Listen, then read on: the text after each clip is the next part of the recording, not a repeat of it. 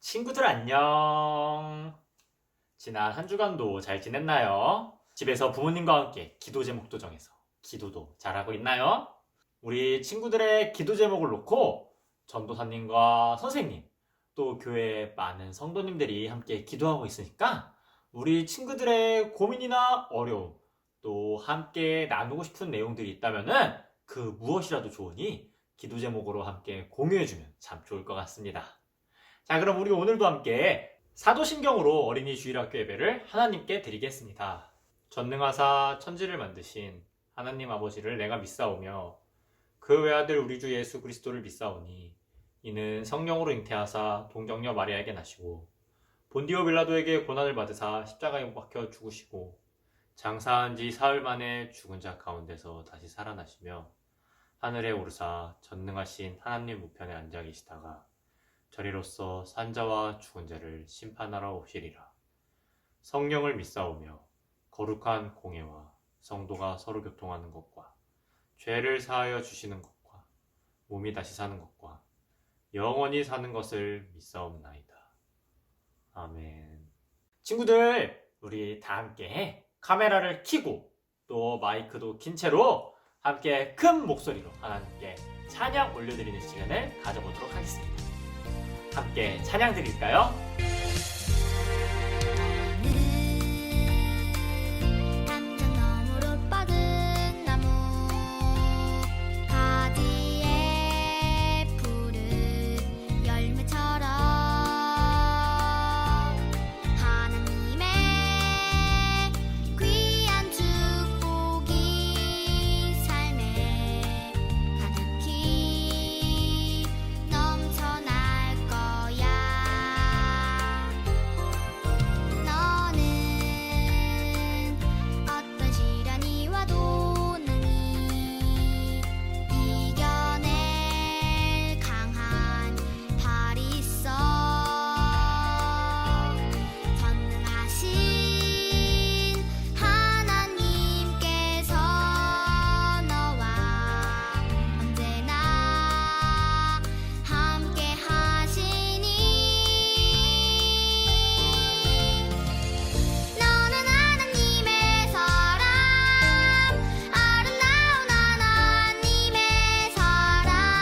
나는 널 위해 기도하며 내 길을 축복할 거야. 너는 하나님의 선물, 사랑스러운 하나님의 열매, 주의 품에 꽃 피운 나무가 되어줘.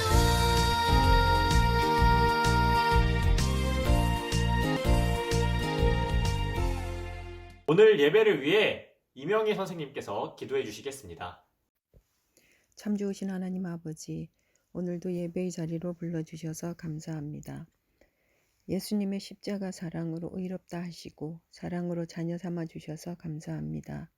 새로운 학기를 맞아 세운 여러 가지 계획들이 작심삼일이 되어가는 것이 많습니다. 새로운 공부 따라가랴, 새로운 친구와 선생님들 적응하랴, 코로나 조심하랴, 마스크 쓰고 버티기 어려웠음을 고백합니다. 또 코로나19에 확진되어 힘겨운 시간을 보내는 가족과 친구도 많습니다. 잘 견디고 잘 지나가기를 바라고 기도하오니 주님, 우리를 도와주세요. 이 모든 어려움을 이길 힘과 감당할 수 있는 지혜를 주시길 기도합니다. 주님, 우리 어린이들이 지난 학기보다는 이번 학기 공부가 더욱 재밌어지고 친구들과 사이좋게 지내며 더욱 건강하게 주님 안에서 밝고 명랑하게 잘 자라기를 기도합니다. 예수님의 사람으로 예수님을 기쁘시게 하는 삶을 살길 원합니다. 연약하여 혼자서는 어렵습니다. 주님께서 함께 동행하여 주시고 친히 인도하여 주세요. 오늘 전도사님을 통하여 주시는 하나님 말씀 잘 듣고 마음에 담게 해주세요. 또 선생님과 친구들 만나는 소그룹 시간에 하나님의 사랑에 감사하는 시간 되게 해주세요. 오늘도 함께하여 주신 주님께 감사드리며 이 모든 말씀 예수님 이름으로 기도합니다. 아멘. 오늘 함께 찾아볼 본문 말씀은 요한복음 4장 25에서 30절 말씀이에요. 요한복음 4장 25에서 30절. 우리 친구들이 갖고 있는 성경책으로는 신약 성경 148페이지. 148페이지에 있어요. 함께 찾아볼까요?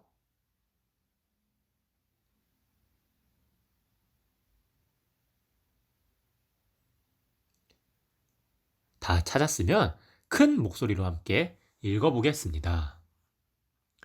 여자가 이르되 메시아 곧 그리스도라 하는 이가 오실 줄을 내가 아노니 그가 오시면 모든 것을 우리에게 알려주시리이다. 예수께서 이르시되 내게 말하는 내가 그라 하시니라. 이때 제자들이 돌아와서 예수께서 여자와 말씀하시는 것을 이상히 여겼으나 무엇을 구하시나이까 어찌하여 그와 말씀하시나이까 묻는 자가 없더라. 여자가 물동이를 버려두고 동네로 들어가서 사람들에게 이르되 내가 행한 모든 일을 내게 말한 사람을 와서 보라. 이는 그리스도가 아니냐 하니 그들이 동네에서 나와 예수께로 오더라.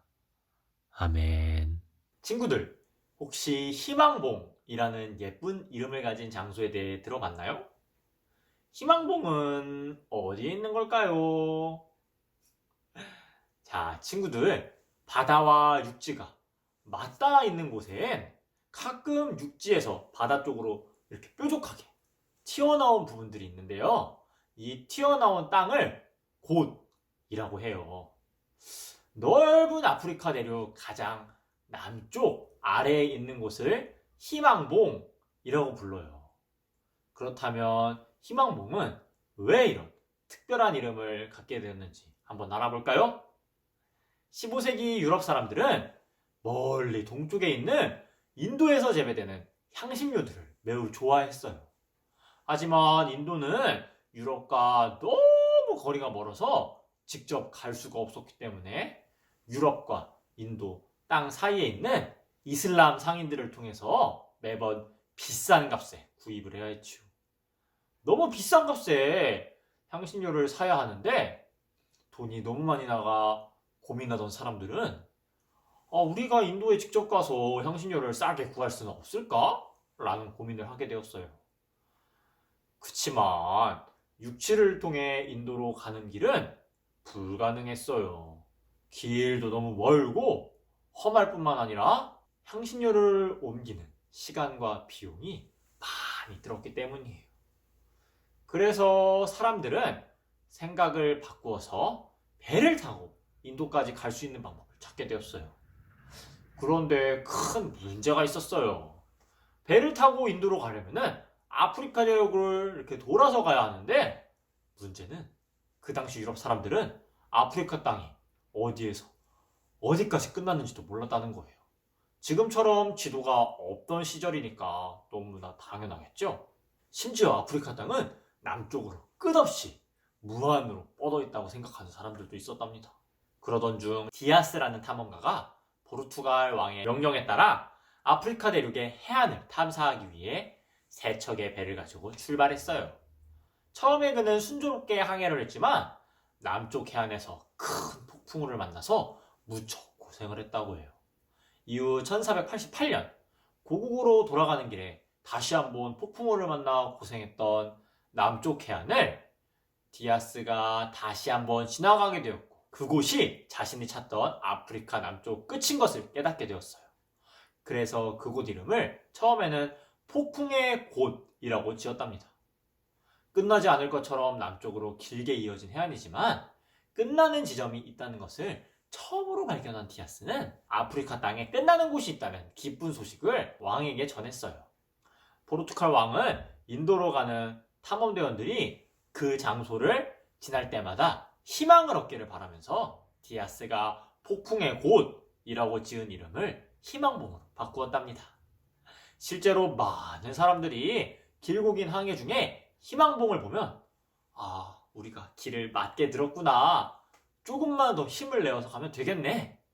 라고 생각하면서 항해 가운데 희망을 갖게 해주었답니다. 우리가 세상을 살아가는 것도 가본 적이 없는 곳을 떠나는 멀고도 긴 여정과 같아요. 때로는 폭풍우처럼 힘든 일을 접하기도 하고요. 때로는 길고 어두운 밤을 지나기도 하지요. 또 어느 날은 여정 중에 길을 잃어버릴 것 같아 두렵기도 하고, 또 어떨 때는 갈 길을 몰라 헤매이기도 하지요. 이럴 때 항해하는 사람들에게 희망봉이 있듯이 우리의 삶 가운데도 희망봉이 있다면 얼마나 좋을까요? 그런데 친구들, 성경은 어두운 인생을 항해하는 우리에게 힘과 위로를 주는 희망봉과 같은 분이 계시다고 가르쳐줘요. 우리 친구들도 이미 익히 알고 있는 그분은 바로 예수님이에요. 그렇다면 예수님이 우리에게 어떻게 희망이 되시는지 그 이유가 무엇일까요? 예수님과 관련해서 우리가 믿어야 할 진리는 또 무엇일까요? 이 질문에 대한 답이 바로 오늘 하나님의 말씀에 있습니다. 예수님을 만난 여인의 이야기를 통해 하나님은 우리에게 이렇게 말씀하세요. 다 함께 포인트를 읽어볼까요? 예수님이 그리스도이심을 믿으라. 예수님은 제자들과 함께 유대 지역을 떠나 갈릴리로 향하셨어요. 이날 예수님은 사람들이 다니지 않는 사마리아를 거쳐가는 길을 선택하셨지요. 그 당시 유대 사람들은 사마리아 지역 사람들을 부정하다 여겨 사마리아를 지나가지 않았지만, 예수님은 사마리아를 거쳐가는 길을 택하신 거예요. 예수님과 제자들은 사마리아의 수가라는 마을에 도착했어요. 제자들은 먹을 음식을 사러 자리를 잠시 떠났고, 예수님은 우물 곁에 앉아 잠시 쉬고 계셨어요. 그때 한 사마리아 여인이 물을 기르러 우물가에 왔지요. 예수님은 여인에게 물을 좀 달라고 말씀하셨어요. 그러자 여인이 예수님께 이렇게 대답하였답니다. 당신은 유대 사람인데 어떻게 사마리아 여자인 저에게 물을 달라고 하시나요? 예수님은 다시 여인에게 말씀하셨어요. 내가 누구인지 내가 알았더라면 너는 나에게 무엇이든지 구하였을 것이다. 그러면 나는 너에게 영원한 생수를 주었을 것이다. 내가 주는 물은 마시는 사람은 영원히 목마르지 않을 것이다. 예수님의 말씀을 들은 여인이 예수님께 말했지요. 선생님, 그런 물이 정말 있나요? 그렇다면 영원히 목마르지 않도록 저에게도 그 물을 주세요. 그런데 예수님은 여인이 부탁한 물을 주시지 않고 갑자기 여인에게 가서 내 남편을 데려오라 라고 말씀하셨어요. 하지만 여인은 그럴 수 없다고 대답했어요. 왜냐하면 여인에게는 이전에 남편이 5명이나 있었지만 지금은 아니기 때문이에요. 이런 이유로 여인은 마을 사람들에게 손가락질을 당하며 살고 있었지요. 그래서 아무도 일하지 않는 땡볕이 쫙 하고 내리는 한낮에 물을 기르러 우물가에 나왔던 거예요. 예수님은 여인의 상황과 마음을 이미 모두 알고 계셨어요. 그리고 여인에게 말씀하셨지요. 너에게 남편 5이 있었고 지금 있는 자도 내 남편이 아니니 내 말이 맞다. 여인은 깜짝 놀랐어요. 처음 만난 예수님이 자신에 대한 모든 것을 알고 계셨기 때문이죠. 자신의 부끄러운 과거와 잘못, 지금의 상황까지 숨기고 싶었던 자신의 모든 것을 알고 계셨기 때문이에요. 여인은 예수님이야말로 분명 하나님이 보내신 선지자라고 생각했어요. 그리고 비록 유대 사람들과 다른 곳에서 예배를 드리지만 자신도 그리스도를 기다리고 있었다고 말했지요. 그러자 예수님이 말씀하셨어요. 내가 바로 그리스도다. 여인은 예수님께서 하시는 모든 말씀을 믿었어요.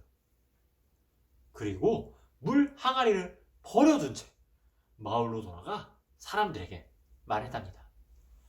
여러분, 제가 그리스도를 만났어요.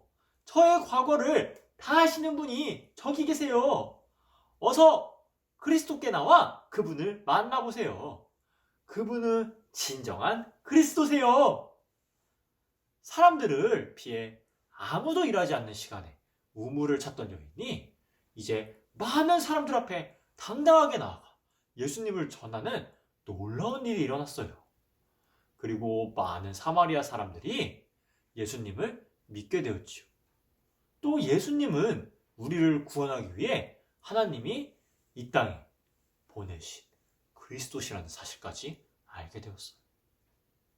다른 사람의 눈을 피해 물을 길러오는 이 여인에게 희망은 없는 것처럼 보였지만 그녀는 영원히 목마르지 않는 생명의 물을 주시는 예수님을 만나서 희망을 찾게 되었답니다. 여러분, 그리스도라는 말의 뜻을 기억하나요? 잘 기억이 안 난다고요? 그리스도는 바로 기름 부음을 받을 자라는 의미예요. 구약 성경을 보면은 하나님이 이스라엘과 그 백성을 위해 특별히 세운 사람들이 있었어요. 바로 왕이나 선지자, 제사장들이에요. 이들은 하나님이 특별히 구별하여 세우신다는 표시로 머리에 기름을 부었죠. 그래서 예수님이 그리스도시다 라는 말은 예수님이 우리의 왕이자 선지자요, 제사장이시라는 뜻이 있습니다. 그리스도이신 예수님은 왕으로서 우리를 다스리시고 또 그리스도이신 예수님은 선지자로서 우리에게 하나님의 말씀과 뜻을 가르쳐 주세요. 마지막으로 그리스도이신 예수님은 제사장으로서 우리의 죄를 깨끗하게 씻어주신답니다. 친구들, 예수님이 우리를 위해 이 땅에 오신 그리스도이시라는 사실을 믿나요? 이 진리를 믿는 사람이 실천해야 될 것들이 있어요. 오늘 말씀에서 그리스도이신 예수님을 만난 사마리아 여인은 자신이 고생하여 따르던 물 항아리를 버리고 마을로 달려가 사람들에게 이렇게 외쳤어요. 내가 행한 모든 일을 내게 말한 사람을 와서 보라. 이는 그리스도가 아니냐 하니. 요한복음 4장 29절 말씀. 아멘. 말씀을 통해 그리스도이신 예수님을 알게 된 우리 친구들도 사마리아 여인처럼 용기 내어 사람들에게 예수님을 전할 수 있다는 걸 꼭 기억하고 실천으로 옮기기를 소망하겠습니다.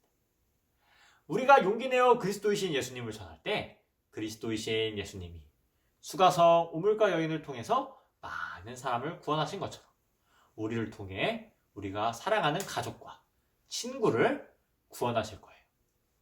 우리 함께 이 진리를 마음에 새기며 오늘의 포인트를 다시 한번 큰 목소리로 함께 외쳐볼까요? 예수님이 그리스도심을 믿으라. 기도하시겠습니다. 하나님, 오늘도 이렇게 어린이 주일학교 친구들과 함께 모여 예배드리게 하여 주심에 감사를 드립니다. 주님, 우리가 오늘 설교 내용을 통해 배운 것처럼 우리가 생명수 되시는 주님, 영원히 마르지 않는 샘물을 허락해 주시는 예수님에 대해 배워보았습니다. 우리가 예수님께서 누구신지를 알고 그 앞에 엎드려 간구할 때 무엇이든지 들어주실 수 있으실 능력의 주님께서 우리의 필요를 채워주시며 우리가 숨기고 있는 죄와 어디에서도 말할 수 없는 부끄러운 부분까지도 이미 모두 알고 계시며 치료해 주실 수 있으신 우리의 왕이시자, 선지자요, 제사장 되시는 분이라는 것을 기억하고 오늘 말씀 가운데 수가성 여인이 그리스도를 만나고 자신의 부끄러움을 내던진 채 많은 사람들에게 예수님의 그리스도 되심을 전한 것처럼 우리 어린이 주일학교 친구들도 예수님이 그리스도 되신다는 것을 믿고 주변 사람들에게 그 복음을 전할 수 있는 사람들이 될 수 있게 도와주시옵소서. 이 모든 말씀 우리 주 예수님의 이름으로 기도드리옵나이다. 아멘. 친구들, 오늘의 설교노트 시간이 돌아왔습니다. 오늘도 함께 문제를 풀어가며 말씀을 되돌아보는 시간을 가져볼게요. 그럼 다 함께 1번 문제부터 풀어볼까요? 1번 문제. 예수님이 제자들과 함께 유대 지역을 떠나 갈릴리로 향하실 때 다른 사람들은 모두 피해 다니는 지역인 땡땡땡땡 네 글자 땡땡땡땡을 거쳐가는 길을 선택하셨어요. 네 글자 지역으로 나오는 이곳, 유대인들이 부정하다고 여기던 지역인 이곳은 어디일까요? 정답은 바로 네, 맞아요. 사마리아예요. 이스라엘 백성들은 이방인이다, 부정하다 여기고 멸시하다 사마리아 지역을 사랑의 예수님께서는 다른 사람들처럼 천대하거나 멸시하지 않으시고 그 지역을 거쳐가는 길을 선택하셨어요. 다음으로 이번 문제를 한번 풀어보겠습니다. 예수님께서 사마리아의 땡땡이라는 마을 우물가에서 쉬고 계실 때에 한 여인이 물을 뜨고자 예수님이 계신 우물로 찾아왔는데요. 예수님이 방문하신 이 마을의 이름은 무엇일까요? 우리가 겨울 성경학교 모션에서도 배웠던 우물가 여인이 나오는 이 마을의 이름은 바로 네, 맞아요. 수가예요. 수가 마을이었죠. 수가 우물가 여인 꼭 기억하시길 바랄게요. 그럼 다음 문제를 빠르게 한번 확인해 볼까요? 다음 3번 문제. 예수님께서는 영원히 목마르지 않을 생명수를 구하는 여인에게 남편이 몇 명이나 있었다는 사실을 다 알고 계셨지요? 몇 명의 남편이 있었을까요? 수가 여인에게는? 네, 맞아요. 총 5명이 있었어요. 이런 죄악을 저질러 부끄러워하며 마을 사람들에게 손가락질 받던 우물가 여인이었지만 예수님께서는 이 여인에게 자신을 무엇이라고 소개하셨고 또 이 여인은 예수님께서 무엇이라고 믿었었는지 4번 문제를 통해 한번 확인해 보겠습니다. 자, 4번 문제는 비록 유대인과 다른 곳에서 예배를 드리지만 땡땡땡땡을 기다리고 있던 여인에게 예수님께서는 자신이 성경에서 말한 예언된 땡땡땡땡이라는 사실을 알려주셨어요. 빈칸에 알맞은 정답은 무엇일까요? 기름 부은 자라는 뜻을 갖고 있으며 우리의 왕이자 선지자이자 제사장으로 이 땅에 오신 예수님을 표현하는 다른 네 글자는 무엇이라고요? 네, 맞아요. 그리스도예요. 우리를 위해 이 땅에 보내받으신 분. 우리의 왕으로 우리를 다스리시며 우리의 선지자로 하나님의 말씀과 뜻을 알려주시고 우리의 제사장으로 우리의 죄를 위하여 대신 십자가에 돌아가시며 우리를 깨끗하게 하여 주신 예수님이 우리의 그리스도시라는 사실을 믿으며 인정해 나갈 수 있는 우리 어린이주일학교 친구들로 성장해 나가기를 함께 소망하며 기도하겠습니다. 자, 그럼 우리 다 함께 주기도문으로 오늘의 예배를 마치도록 하겠습니다. 하늘에 계신 우리 아버지여, 이름이 거룩히 여김을 받으시오며 나라가 임하시오며 뜻이 하늘에서 이루어진 것 같이 땅에서도 이루어지이다. 오늘날 우리에게 일용할 양식을 주시옵고 우리가 우리에게 죄 지은 자를 사하여 준 것 같이 우리의 죄를 사하여 주시옵고 우리를 시험에 들게 하지 마시옵고 다만 악에서 구하시옵소서. 나라와 권세와 영광이 아버지께 영원히 싸움나이다. 아멘.